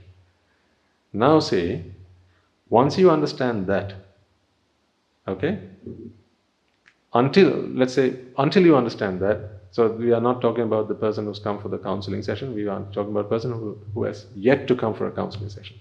All their focusing is on themselves. Then they see others. So they see, this is my child, this is somebody else's child. Somebody else's child. Another person's child. Yet another person's child. See, there's another person's child. There are a lot of children and they all belong to others. Okay? My child, of course, is very close to me. I say I have 2 children. They're close to me, and these are all the other children. Now you have a special connection to these children, because this is all based on drishti. There are two types of drishti I'm talking about here. I hope you're in tune with what I'm trying to explain to you. There are two types of drishti. One drishti is this drishti of self, that there is such a thing called separation. That is one drishti. The moment you have that drishti, these two circles are drawn. Understood? That's one drishti. That's a primary drishti. That is also based in ignorance. There's a second drishti, and that is, this child is better than this child. This child is kind. This child is fair. This child is smart. This child is, he's very courteous. This child is very respectable. Right? This child is mischievous. These are also drishti. If you've ever been a teacher, you know what I'm talking about. You would have had a favorite student in your class. And you would have had those students who, can we get them out of this class, please? The students that you wished were never part of your class, were never in your class. Right? As a teacher, I'm sure you will have experiences. There are good days where those children, they're sick, they don't come. So when you get a sick note from a child who's always mischievous, that's a good day for you. Huh? But if a child who's very obedient in class, they're always paying attention, they're always doing their homework, right? If they're not present in class, then it's not a good day for you. You wish that the child was there. That is also based in drishti, but that is not the fundamental drishti. These are all secondary drishti. That's not the primary drishti. What is the primary drishti? This. There's me, my children, and there are other children. Secondary drishti is the drishti which, they change all the time. For you to change the secondary drishtis, you don't need the association of a Buddha. You don't need that. You don't need a Kalyana Mitra. That's what happens all the time. People share ideas among each other. One teacher might come and tell you, that child, don't you like that child very much? No, I don't know. He doesn't do his work. He doesn't come. He's not punctual. Right? Never turns up for lessons. Doesn't answer any questions I ask him. I don't know. I'm kind of given up on him. And then this teacher tells you, here, I think you've got it all wrong. He's lost his mother recently, and his father's a drunkard. Right? His brother's doing drugs. It's very with much difficulty. This child is actually managing to come to school every day. Right? So if he gets a square meal, then that in itself is a miracle. So I think this child deserves your love, your kindness, your compassion. See, a teacher. This is not the Buddha who's spoken with you. Right? One of your fellow teachers. They've come and spoken with you for 10 minutes, and now your drishti has completely changed. Now who's your favorite child in class? Who's the child now you want to smother in love and affection? That child. See, that can change on a daily basis. It can change on an hourly basis. These are the drishtis that change all the time throughout your life. So that doesn't step you from an ignoble person to a noble person. That change is a groundbreaking change. That requires a completely new paradigm. So that is a primary drishti. So the primary drishti has to be broken either by a Buddha or someone who is a disciple of the Buddha, a Shravaka of the Buddha. So that disciple comes and speaks to you and says, you're talking about this child, that child, he's a good child, bad child. Because, when we talk about these good children and bad children and obedient children and mischievous children, although I've just drawn them like this, actually they're also circles. See, these are the obedient children. These are the mischievous children. You have, as teachers, you have this.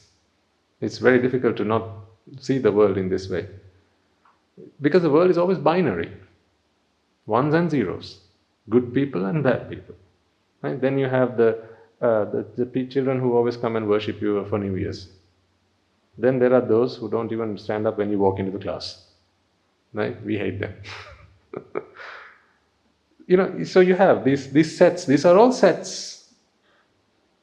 Do you not remember from math you learned sets? What were those diagrams called?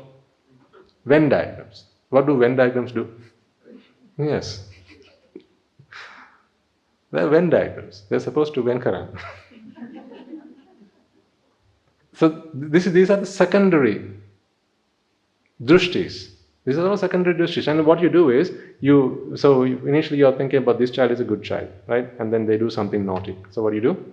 You take them out of this group and you put them along with the other children in this group. So they're the naughty children. So you have your favorites. This is how things change from day to day. This is why you love some people today, you hate them tomorrow. You get along with some, you don't get along with the other day, the following day. That's why this happens. But see, now when you begin to listen to the Dhamma and you realize that all of these are separations that you have created in your own mind, they're not fixed entities. They're simply manifestations. And these are all projections of your own mind out to the outside world. Now what happens is, all these circles, they begin to disappear. Not all at once. Becoming a Sotapanna is about understanding that these separations are all, this is like a lattice. We talked about this in one of the sermons. This is a lattice. You overlay these separations onto people. Those separations don't really exist. This is an overlay. It's like a lattice you put on top of it. And then you change them from time to time. But once you begin to understand that these are all simply manifestations of the mind, now you realize that these are not real boundaries. These are just mind-made boundaries. And that realization itself weakens those boundaries. That realization itself, it's enough to free you from,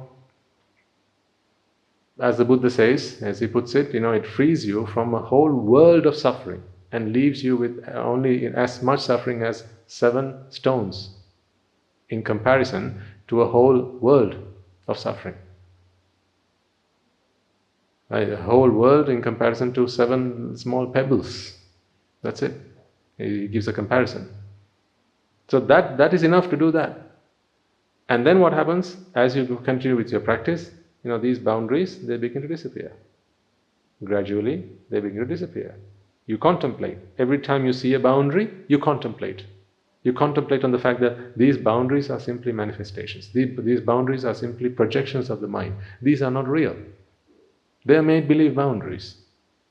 Right? It is because I think certain things are separable, and those separations bring me pleasure. So this is all my drishti. You contemplate on reality.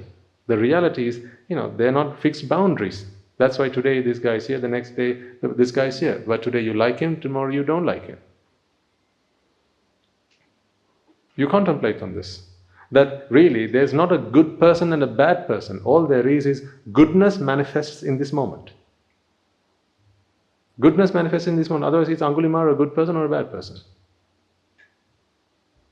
If you fix them as good people and bad people, right, then the good people will always be good and the bad people will always be bad. So I ask you the question, are you a good person or a bad person? What is the answer that comes from within? That will be the same answer for everyone. What are you? I'm a good person. Yes, everyone will say, I'm a good person. Ask someone else. It depends who you ask. They'll either say you're a good person or they'll say you're not such a good person. Right? But you think you're a good person, others will have their own opinions. The thing is, their opinions are based on what they observe. They are the things you say, the things you do, your reactions, your responses to their interactions with you. Right? And they change depending on the situation. They always change depending on the situation. If you're feeling positive about something, if you're feeling good, right? On a good day, your reactions are very different to a bad day, are they not? You're more forgiving on a good day, right? Maybe you've had a good day at work. Today is the boss has just announced that you're going to get a bonus, or that you're going to get a promotion. On your way home from work, right? Don't you feel extra generous towards other people? Right? Normally, maybe you go and get into the bus and catch the seat. But today, you feel extra generous. You let everybody else on first. Right? And then after you get onto the bus, you want to give your seat to everybody. You feel like Mahatma Gandhi. On that day, just that one day. It might last for maybe a week or so, because you live in this fancy world that you've created. You feel really good. That is very natural. Just catch yourself when that happens. I'm not asking you to stop it from happening. Just observe that that is what's going on. There will be days that will be like that. When you get a compliment from someone you've been wanting to receive a compliment from, those days you feel elated. You feel like, you're on seventh heaven. You feel like that. Those days, watch yourself. Ask others whether they noticed a difference in your behavior, in your manner. And they'll say, today you're awfully nice. Why is that? They'll ask you. Because that is not your normal self. You feel generous, you feel charitable. If someone gives you a compliment, maybe on the way home you'll give a beggar some money. Because you feel very generous. That's the way the mind works. When the mind is at joy, right, it becomes a magnet for other people's merits. That's why. That's why you are good. You become a magnet for other people's merits. But when the mind is not joyful, when the mind is miserable, hurt people. When the mind is miserable, meaning when the mind is hurt, now you are not a blessing to others. Now you become a magnet of the other people's demerit. That's why when you have a bad day at work, the dog knows. The wife knows. The children know. Sometimes when the wife knows initially, a little while later, next door neighbors also know. Yeah, and then the in-laws get to know. Yeah, all because you had a bad day at work. Because when the mind is not at joy, it is not merciful. So again, what I'm saying is, when your mind is focused on self, you cannot be merciful. So then why is the Buddha the merciful one? He does not see a self. All he sees is minds that are suffering. He sees Játi. That is how he became a Buddha, by seeing Játi, right? He realized Játi was the problem here. So once they realized Játi, now there are two kinds of Chittas in this world. Chittas with Játi and Chittas with no Játi. Not people with Játi and people with no Játi, just Chittas with Játi and Chittas with no Játi. So you might ask me then, is that a separation? No. What I mean by separation is a separation that then cannot be removed from its causes. Játi is not something that can be removed from its causes. Játi will only prevail for as long as the causes for Játi prevail. Játi is not independent. Nothing is independent except for Nibbana. Because Nibbana is not an entity. So for something to be independent, it has to be a non-entity. Whatever is an entity is always dependent. Is always dependent on the causes that keep it up. It's always kept up. It's kept up. See, this duster is kept up. It's not up. What is it? It's kept up. By what? The arm. So what about the arm then? Is it up? It's also kept up by the body, the torso. What about the torso then? Is it up? It's also kept up. So then all things are kept up because this body is resting on this bench. What about the bench then? It's also kept up, and the bench is on the stage, and the stage is or how causes come together and manifest. So rupa is a manifestation because a rupa is kept up as rupa, a vedana is kept up as vedana, a sanya is kept up as sanya. And when you change those causes, the effect, it's a different effect that manifests. How do we know something is different to another? How do you know that, for example, this is a duster and this is a pen? Different manifestations? But what do you really perceive? Yes, so Játi is what helps you to separate them. They have different qualities, don't they? Different arrangements with different characters. Exactly, different characteristics. Different characteristics meaning they extend themselves as different qualities, right? So when you chant the Buddhaguna, right, what you're contemplating on the qualities, right? The qualities of Buddhahood. Ultimately, that is all there are, qualities. The Citta is also a quality, it has a characteristic. That is why it's called a Citta. Aramana Vijanana Lakkhana Citta. This is a characteristic.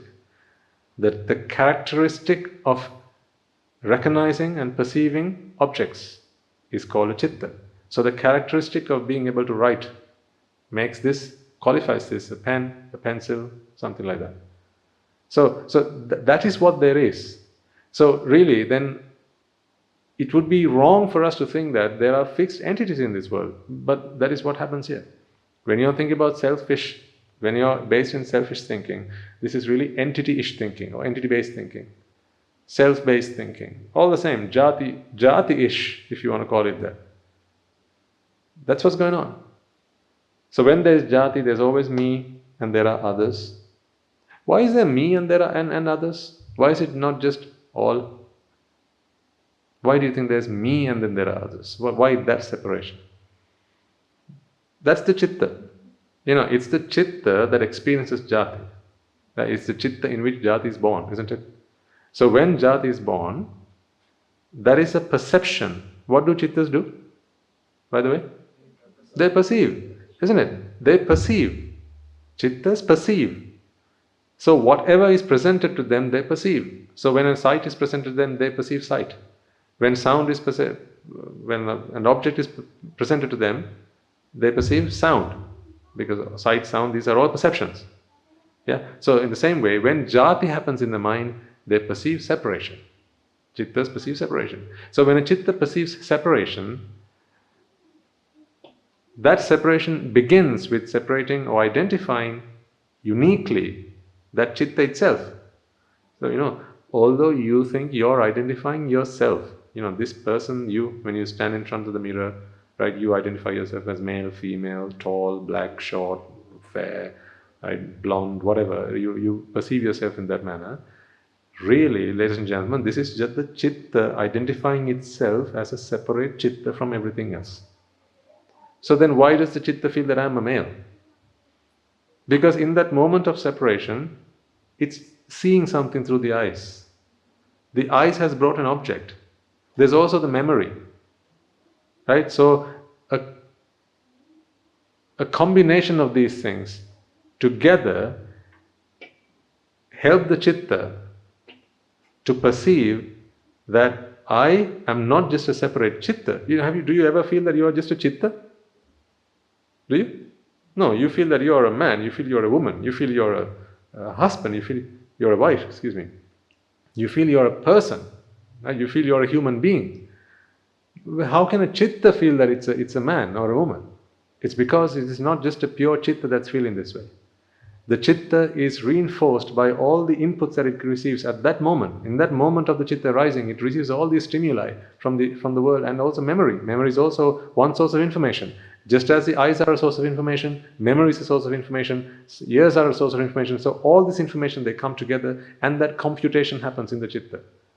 And at the moment of separation, because all these inputs have been received, now it perceives you as a package, not just as a Citta. So you see, when the Citta feels race, only your arm raises, other arms don't raise. This gives it enough evidence to determine that, then there's me and then there are others. Because what I want to do only happens with me, see? Right now, I want to raise my right arm. As I raise my right arm, none of you are. So I don't have a reason to think that you are me.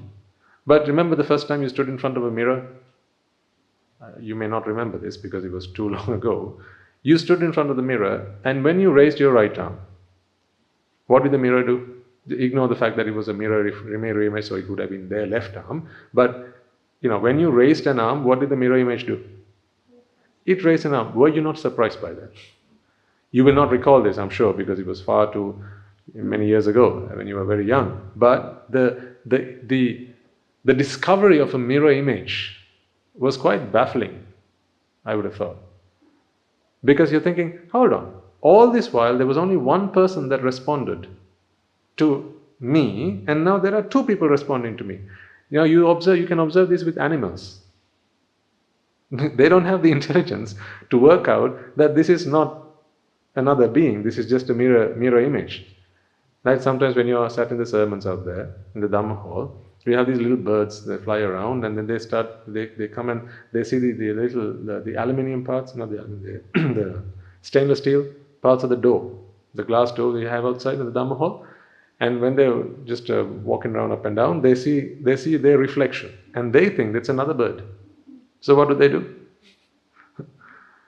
What do they do? They peck. And that's why you hear the noise. So this bird is trying to communicate with the other bird. You've been on YouTube long enough to see how some animals, they're startled by the identifying or recognizing there's another one of them in the mirror, but they just don't know that there's another one. So this is the same thing, or at least they don't know that this is just a mirror image. This is exactly what happened when you were younger, when you first discovered a mirror. You would have looked at yourself in the mirror and wondered, oh, who's this? That was a shocker. But then you realize there are things called mirrors, and it's not actually me there, it's just a mirror image. So this is why a Citta begins to feel that it is not just a Citta. None of your Chittas feel that they're Chittas, do they? They all feel that they are part of a whole package. That's how your Citta perceives yourself, because of all the information that it also receives at the moment of its inception. So, if you want to get out of self-based thinking, my ask of you is not to contemplate on being selfless by virtue of thinking of others without thinking of oneself. It is the first step, yes, because if you are very consumed with just yourself, you're more likely to do unmeritorious deeds. More likely. See, people who have a big one of these ones, the red ones, they do a lot of unmeritorious deeds, don't they? Killing and lying and sensual or misconduct. Because they have to, all the other forces acting on it, they feel are threats from the outside. People who think less about themselves and think more about others, they do a lot of meritorious deeds. Think for a moment whether that is not true. Right? You give food to others, right? Maybe help out someone, right? Help someone do their schoolwork, help someone with their work at the workplace. Maybe wash someone's car, right? Take someone's dog for a walk, right? Maybe mind someone's children for them, wash someone's dirty dishes, right? Whatever. Right? These are things you can do. Or lend someone some money, or gift someone something to someone, right? These are things you do when you think about others. So this is a good space for merit. In here, there's a lot of demerit. When you're thinking about yourself, all about yourself. Because then you need happiness for yourself. So then it doesn't matter whether if you need something, you'll take it even if it belongs to somebody else. Because that somebody else is out here. Yeah? So for your happiness, I'm willing to take that necklace. I know it's theirs, but I don't care, because I want it. So now when you don't care about their happiness, you start doing lots of unmeritorious deeds. That's why I said, Kalu Minisu are here. A lot of Kalu Minisu are here. Sudha Minisu over here. Right? But Séhela, great people, they step outside these two boundaries and come out here. For them, there is no punya and there is no papa. Punya papa, payanasa. Because there is no scope for merits or demerits. An Arahant doesn't steal, not because he knows that it hurts somebody, because for him, the sense of ownership no longer exists. See, there are a number of factors that need to align for a demerit, the demerit of stealing to happen. Number one, you need to know that it belongs to somebody else. What's that again? You need to know that it belongs to somebody else. If you take something that you think is yours by mistake, is that a demeritorious deed? Is it? Certainly not. Because you think it's yours, you take it, you don't realize it. You don't earn any demerit by doing that. But if you know that something belongs to somebody else and then you take it, that is demeritorious. So you see, for a demerit to occur, you need to think, you need to have this sense that there are things that belong to people. And Arahant, they have completely exterminated that way of thinking. For them, things don't belong to people. They know it. It's just knowledge. Conventionally, there are things that belong to people. So they don't take another monk's alms bowl. They don't do that. But internally, they don't sense that. Do you see the difference between the two?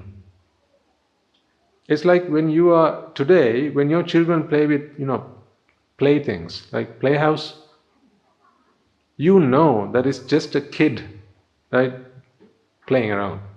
But when you were younger and you were the kid, you actually sense that you were doing it for real, right? When you were driving around in a little, take the lid of a bucket, and you were driving around in it, boom, boom, boom, boom, boom, right, driving around the house, you obviously sense that you were driving. As a kid you did. But today you see your children doing it, but you don't do it. But you don't stop them from doing it either, because it's harmless, and you know that for the kid, it seems like they're doing it for real, so you let them enjoy that.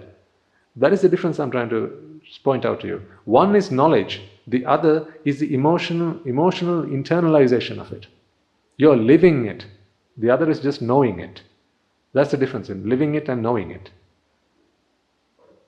So, what an Arahant does is, they understand that there are people out there, like this person here, they know that there are people in here. In other words, they know that there are people in this world who have Játi in their minds. They sense the world separate. So they sense that there is other people. So now, don't you think an Arahant would offer someone to give them give them some alms? Why then does Mugalan Maharathan say? Why does he go on alms round with his alms bowl? He wants to give other people, sometimes poor people, an opportunity to offer alms. If they were all Arahants, I doubt Mugalan Maharathan would have bothered. Because what he understands, the Mugalan Thera, what he understands is, here's a poor man who believes that I am me and these are all other people. So this person thinks I am also part of this world. Yeah? So he's thinking about the other person. So he thinks, let's say this is Siripal, this is Mugalan Maharathan Vanse. Right? For Mugalan Maharathan Vanse, there is no he and others. But he knows that there's Siripala here who thinks that there are two types of people in this world. Mugalan Maharathan Vanse knows this. He knows that there are two types of, Siripala thinks that there are two types of people in this world. Good people and bad people. Okay? So, Mugalan Maharathan Vanse comes along. He doesn't know the first thing about a monk. He asks, what do you want? I've just come for some food, if you have any left. Why should I give you? Then Mugalan Maharathan Vanse starts to preach. He speaks about goodness, he speaks about Nibbana. Now this person is utterly impressed. He realizes the Dhamma. And then what has happened? Initially he thought, this is just a beggar come to bother me. So here's where he was. Here's where Siripala placed Mugalan Maharathan Vanse. But then he preached the Dhamma. Now what has Siripala done? He's moved Mugalan Maharathan from there to here. So now he feels joy towards this person, prasada. So now he waits for this person's offering. Because the Arahant knows that this person is now feeling joyful about this person, about him, and therefore whatever he gives to this person is now meritorious. Because now he's not thinking about himself, he's thinking about others. Meritorious deeds. Whereas when he thought that this was just a beggar, come to bother him, like, go away. Get out of here, because don't you come to bother me. I'm thinking about myself.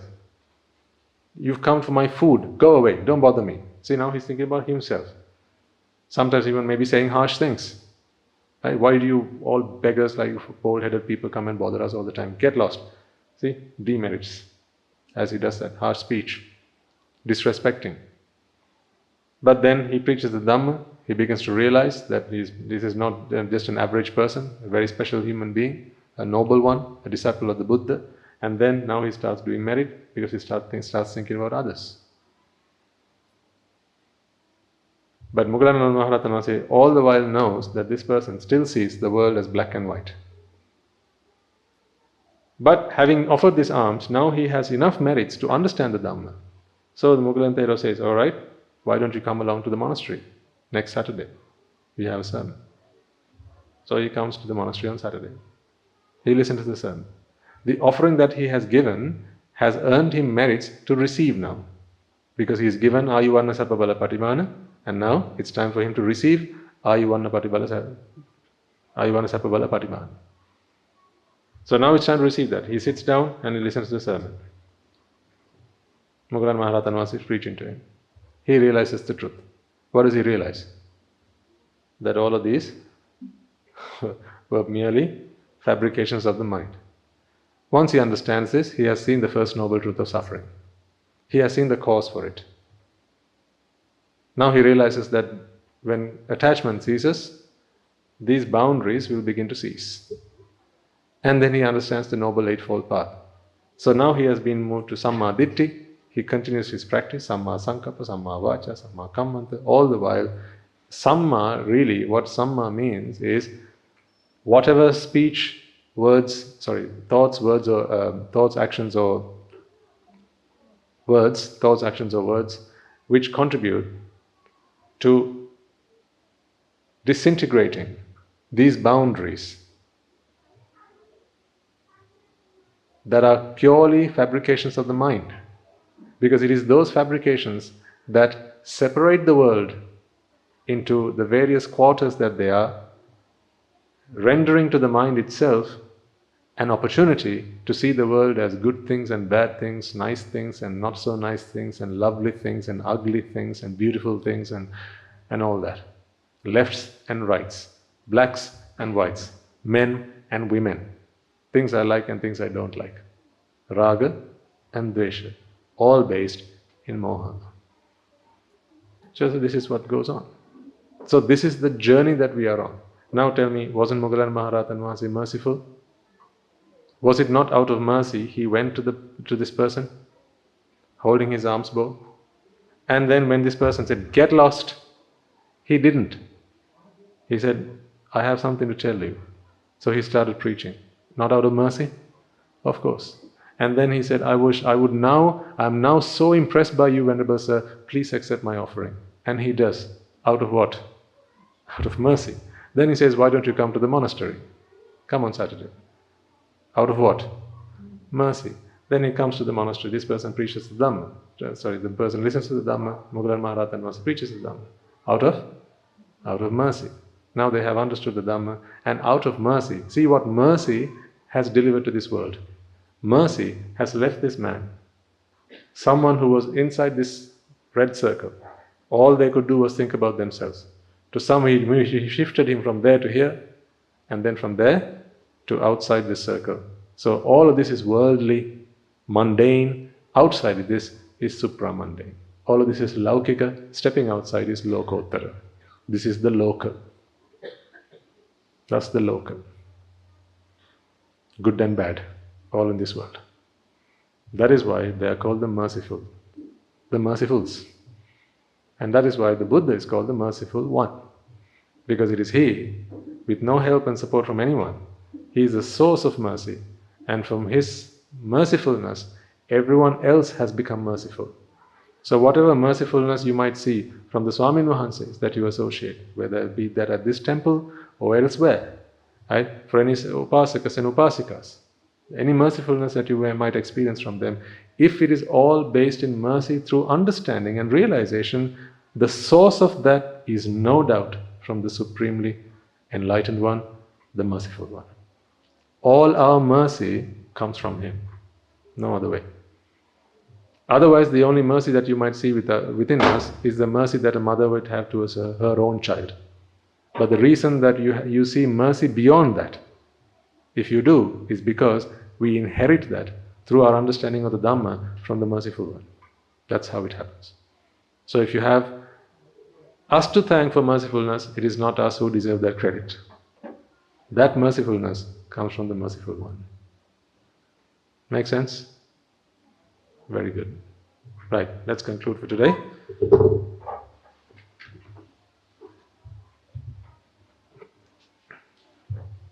So we have the Dakkinayo thing come in just a moment. Be merciful. The monks will come on alms out of mercifulness. You can offer alms out of mercifulness. What do you offer? Ayu, Vanna, Sapa, Bala, Patibha. That is what you offer out of mercifulness. And create space and give opportunities for everybody else to get involved, again out of mercifulness. I've seen a lot of you how, whatever pirikara sometimes you have, you offer to somebody else to go and offer it. So in those moments, don't think about me or the other person. Think about Játi. Your fight is against Játi. You're not trying to be selfless by giving your chance to somebody else. If the chance is still yours to give to somebody else, that is selfish thinking. Come out of that. You're just giving a chance for wisdom to fight ignorance. That is what you're doing. Not me being selfless. Because that is also selfish thinking. Make sense? Good. Alright.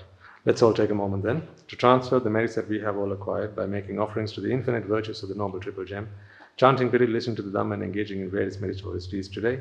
First and foremost, let us remind ourselves how incredibly fortunate we are to be in receipt of the Lord Buddha's teaching, and with immense gratitude towards the bhikkhunis and upasakas and upasakas, bhikkhus and bhikkhunis, upasakas and upasikas, let us transfer these merits to them, for it is they who have made immense sacrifices to protect and preserve the sublime teachings of the Buddha and pass it down to the generations of the noble lineage in the form of the Tripitaka, which is thankfully available to us today to study, understand and comprehend the Dhamma.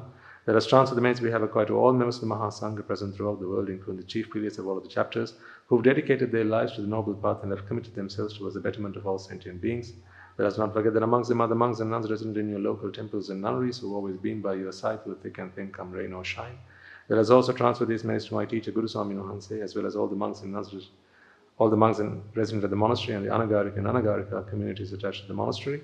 Let us also take a moment to transfer these merits and express our gratitude to those who make great efforts to disseminate the teachings of the Buddha, be that by translating these talks, sharing them out with others, or inviting others to join them. May they all rejoice in these merits. Let us also take a moment to transfer these merits to our devotees and friends of the monastery, who for the sake of merits to help them attain the supreme bliss of Nibbana, continue to sustain the Mahasangha. This includes everyone from those of you who provide for the construction of the monastery to those who provide the Mahasangha with shelter, alms, robes and medicines. May they all rejoice in these merits, and by the power of these merits, may they be healed of any physical and mental ailments and overcoming the obstacles to their spiritual progress. May they abstain from the unmeritorious deeds, fulfill the meritorious deeds, fulfill the noble eightfold path, and may they all attain the supreme bliss of Nibbana. Sadhu, sadhu, sadhu. Let us also take a moment to transfer these merits to our mothers and fathers, husbands and wives, brothers and sisters, sons and daughters, grandparents, uncles, aunts, cousins, nephews and nieces, our friends, our acquaintances, our employers and employees, and to our teachers, and all those who made great efforts throughout our lives in samsara to make our lives comfortable. May they all rejoice in these merits, and by the power of these merits, may they be healed of any physical and mental ailments and overcoming obstacles to their spiritual progress. May they abstain from the unmeritorious deeds, fulfill the meritorious deeds, fulfill the noble eightfold path, and may they all attain the supreme bliss of Nibbana. Sadhu, sadhu, sadhu. Let us also take a moment to transfer these merits to the Devas and Brahmas, spirits and demons, primarily the Sakadeva, as well as all the numerous gods and deities who have committed themselves to protect and fulfill the Sambuddha Sasana.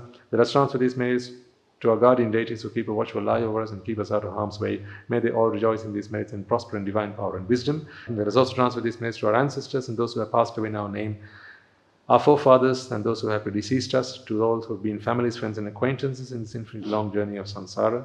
Let us also transfer these merits to those members of the armed forces, as well as members of the police force who sacrificed their lives to protect the peace and harmony of our nation, as well as those who have lost their lives in the war, be their friend or foe. Let us transfer these merits to those who have lost their lives in natural disasters such as tsunamis and earthquakes, landslides, pandemics, and so on, reminding ourselves that it's an infinitely long journey of samsara. They will all have been mothers and fathers to us, friends and acquaintances to us. May they all rejoice in these merits, and by the power of these merits, if any of them have been born in the woeful planes, they redeem themselves to be born in the blissful plane. May they abstain from the unmeritorious deeds, fulfill the meritorious deeds, fulfill the noble eightfold path, and may they all attain the supreme bliss of Nibbana. Sadhu, sadhu, sadhu. And finally, may by the power and blessings of all the merits we have acquired throughout the day, we be able to witness the advent of many hundreds of thousands of Arahants on this blessed land. And finally, may you and I and everyone who's helped make this program a success become a Arahanthhood or an arahanthhood in this very life itself and in the era of the Gautama Supreme Buddha itself. Sadhu, sadhu, sadhu. May the blessings of the Noble Triple Gem be with you all.